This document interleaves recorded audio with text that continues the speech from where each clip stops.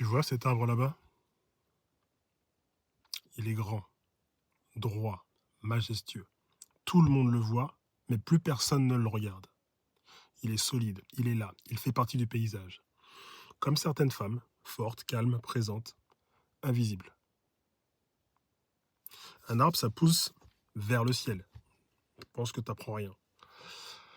Toujours, sans jamais forcer. Il lui suit la lumière naturellement, mais ce qu'on ne voit pas, ce sont ses racines, son ancrage, ce qu'il a dû traverser sous terre pour tenir debout.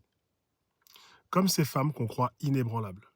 Elles sont droites, discrètes, solides, mais on ne voit pas ce qu'elles vivent sous la surface. Parfois, un arbre peut tomber, pas à cause du vent, mais à cause de ce qu'il vit à la racine. S'il est infesté, rongé, empoisonné, alors qu'il perd ses feuilles, il se dessèche. Son écorce craque, les champignons le dévorent, et un jour, il tombe. Et là, tout le monde s'étonne, tout le monde dit « mais il avait l'air si fort ».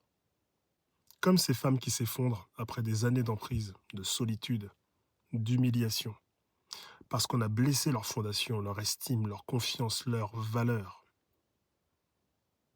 Une femme peut avoir le sourire, tenir bon, tout gérer, mais être rongée de l'intérieur, comme un arbre.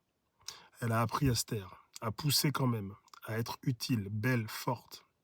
Mais son corps parle, ses yeux fanent, son dos se voûte, son énergie s'efface, et un jour, elle tombe. Et là, on la regarde enfin. Alors tu ne peux pas juste te pousser vers le ciel si tes racines sont blessées. Tu dois replanter, nettoyer, libérer la terre. Sinon tu survis, tu n'existes pas. Et c'est ce qu'on fait dans Exit. On soigne les racines, on reconstruit les fondations,